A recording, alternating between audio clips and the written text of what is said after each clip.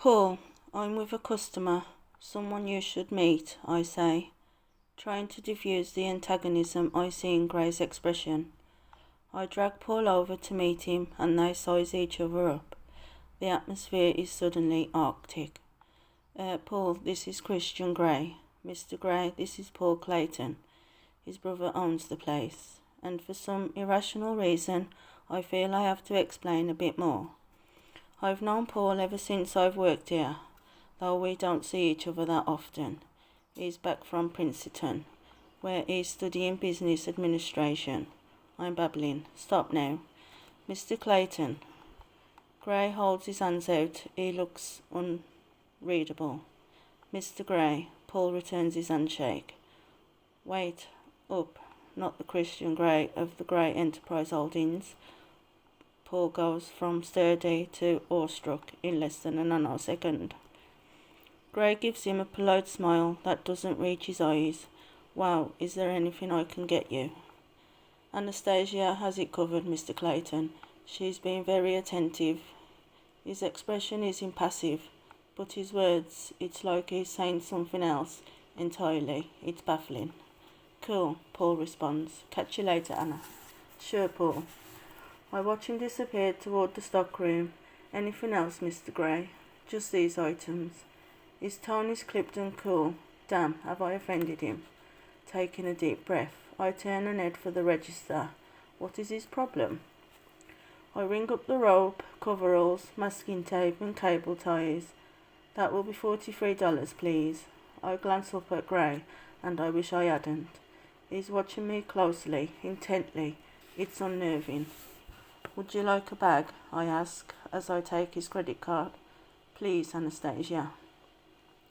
His tongue caresses my name, and my heart once again is frantic. I can hardly breathe. Hurriedly, I place his purchases in a plastic bag.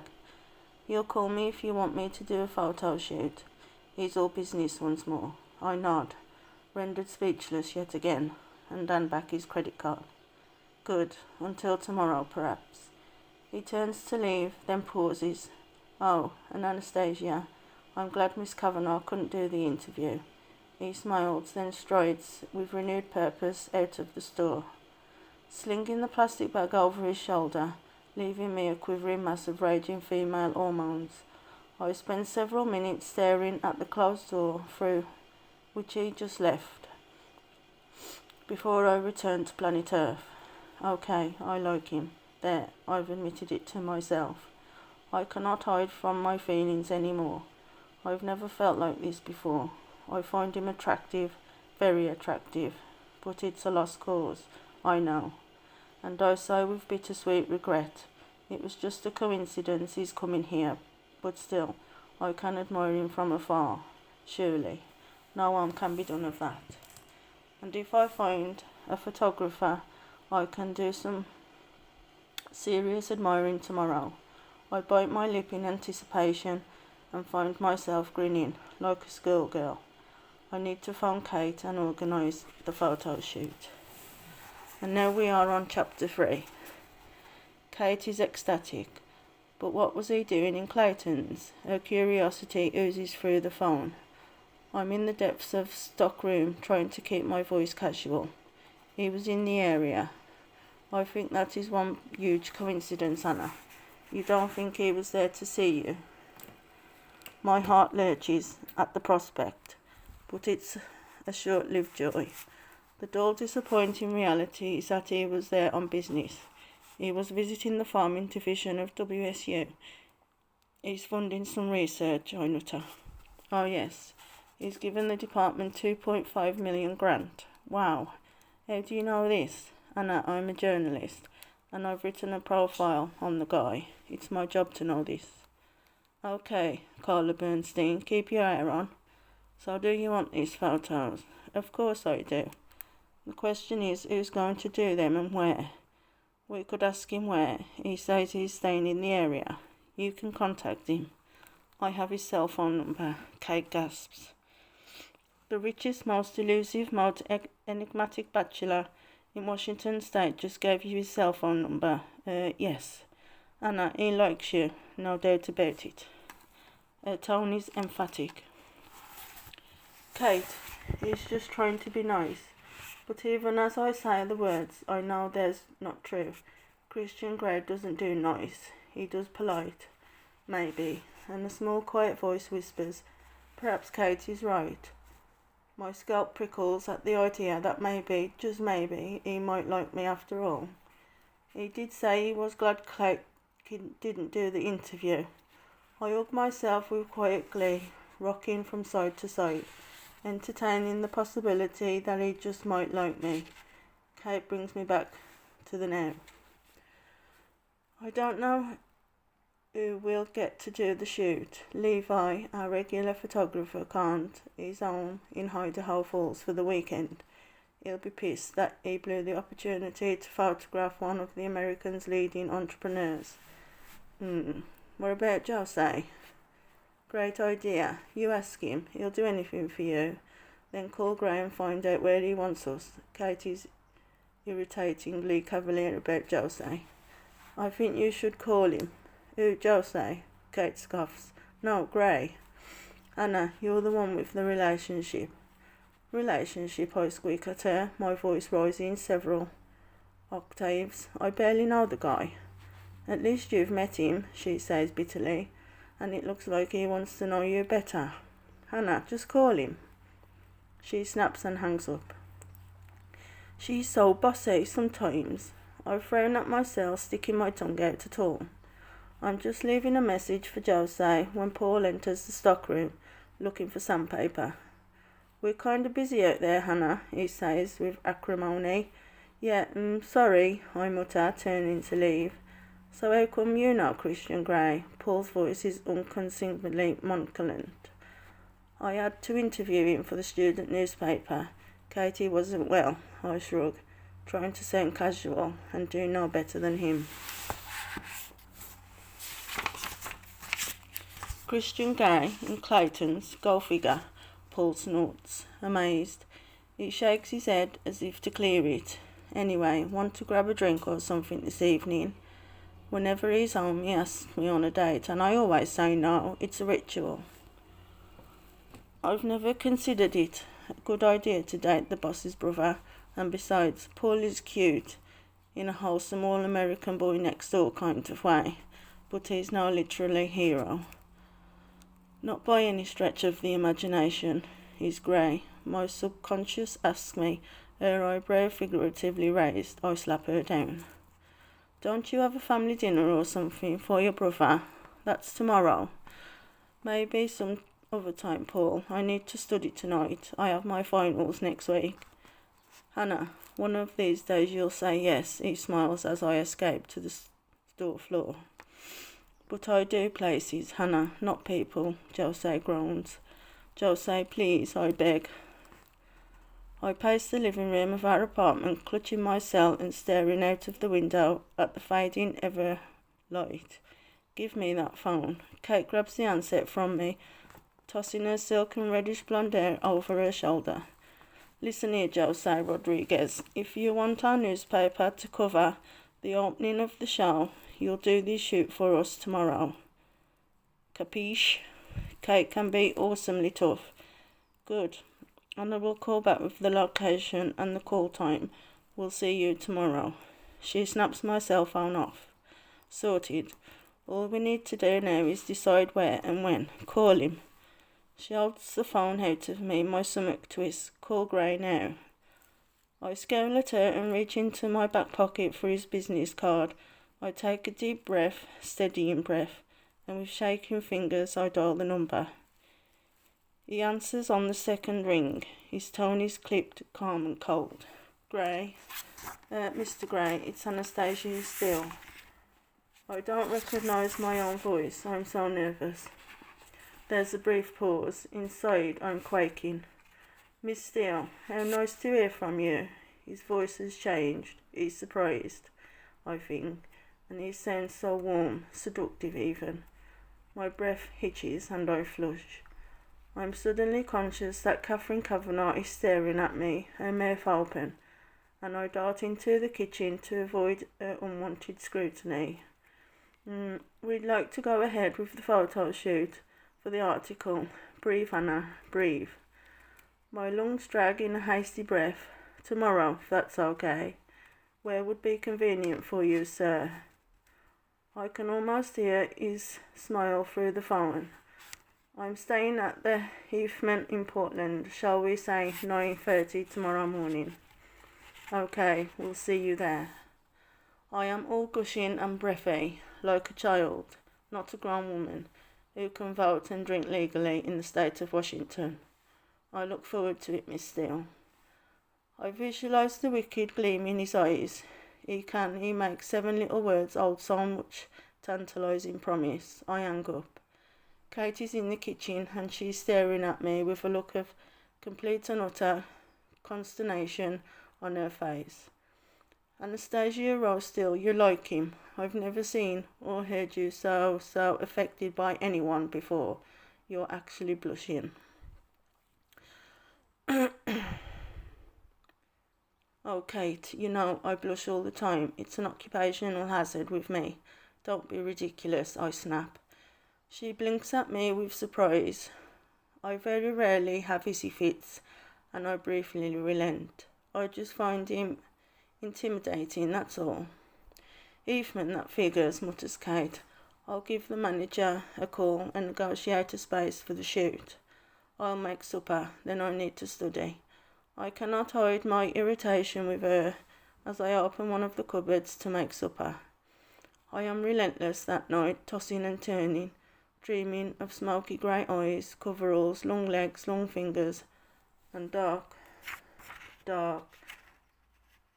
unexplored places. I wake twice in the night, my heart pounding. Oh, I'm going to look great tomorrow, with so little sleep. I scold myself. I punch my pillow and try to settle. The Heathman is nestled in the heart of downtown Portland. Its impressive brownstone edifice was completed just in time for the crash of the late 1920s. Jose, Travis and I travel in my Beetle and Kate in her CLK, since we can't all fit in my car. Travis is Jose's friend, here to help out with the lighting. Kate has managed to acquire the use of a room at the Heathman free of charge for the morning in exchange for a credit in the article. When she explains at reception that we are here to photograph Christian Grey, CEO, we are instantly upgraded to a suite. Just a regular sized suite, however, as apparently Mr. Grey is already occupying the largest one in the building. An overkeen marketing executive shows us up to the suite. He's terribly young and very nervous for some reason. I suspect Kate's beauty and commanding manner disarm him, because he's putting in her hands. The rooms are elegant, understated, and opulently furnished. It's 9. We have half an hour to set up. Kate is in full flow. Jose, I think we'll shoot against that wall. Do you agree? She doesn't wait for his reply. Travis, clear the chairs. Hannah, could you ask housekeeping to bring up some refreshments and let Grey know we are here? Yes, mistress. She is so domineering, I roll my eyes, but do as I'm told.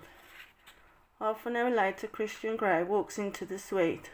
Holy crap, he's wearing a white shirt, open at the collar, and grey flannel pants that hang from his hips. His unruly hair is still damp from the shower. My mouth goes dry looking at him. He's so freaking hot. Grey is followed into the suite by a man in his mid-30s, all buzz-cut and stubble, in a sharp dark suit and tie, who stands silently in the corner. His glazed eyes watch us impassively. Miss Steele, we meet again. Grey extends his hand and I shake it, blinkingly, rapidly. Oh my, he really is quite, as I touch his hand. I'm aware of that delicious current running right through me, lighting me up, making me blush, and I'm sure my erratic breathing must be audible. Mr. Grey, this is Catherine Kavanagh, I mutter, waving a hand toward Kate, who comes forward, looking him squarely in the eye. The tenacious Miss Kavanagh, how do you do? He gives her a small smile, looking genuinely amused. I trust you're feeling better. Anastasia said you were unwell last week. I'm fine, thank you, Mr. Gray. She shakes his hand firmly, without batting an eyelid. I remind myself that Kate has been to the best private schools in Washington. Her family has money, and she's grown up confident and sure of her place in the world. She doesn't take any crap. I am in awe of her. Thank you for taking the time to do this. She gives him a polite, professional smile. It's a pleasure, he answers, turning his gaze on me, and I flush again. Damn it. This is Jose Rodriguez, our photographer, I say, grinning at Jose, who smiles with affection back at me. His eyes cool when he looks from me to Gray. Mr. Gray, he nods. Mr. Rodriguez. Gray's expression changes too as he appraises Jose. Where would you like me? Gray asks him. His tone sounds vaguely threatening, but Catherine is not about to let Jose ruin the show. Mr. Gray, if you could sit here, please. Be careful of the lighting cables, and we'll do a few standing too. She directs him to a chair set up against the wall. Travis switches on the lights, momentarily blinding Gray, and mutters an apology.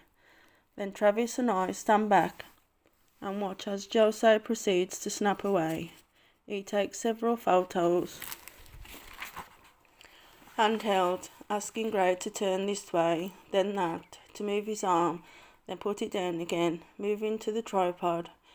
Jose takes several more, while Gray sits and poses, patiently and naturally, for about 20 minutes. My wish has come true. I can stand and admire Gray from not afar. Twice our eyes lock, and I have to tear myself away from his cloudy gaze. Enough sitting, Catherine wades in again. Standing, Mr. Gray, she asks.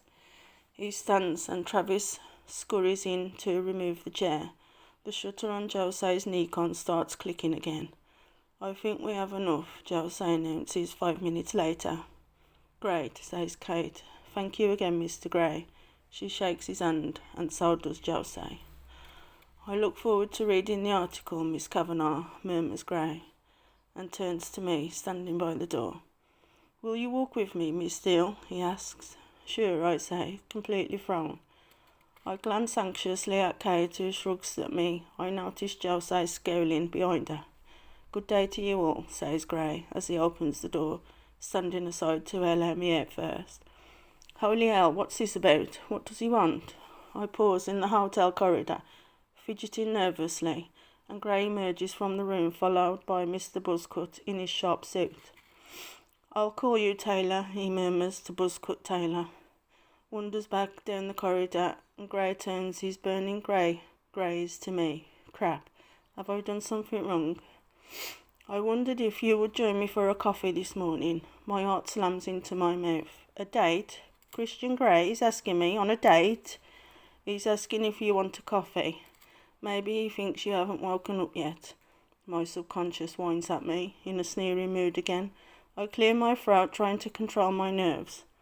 I have to drive everyone home, I murmured apologetically, twisting my hands and fingers in front of me.